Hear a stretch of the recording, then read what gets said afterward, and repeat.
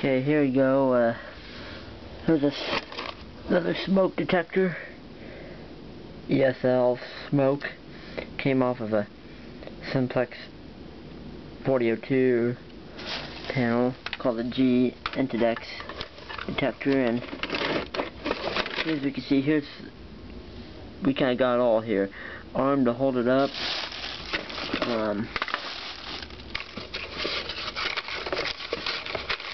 Some other circuits down there for it, testing supply, but yeah, here is the detector, and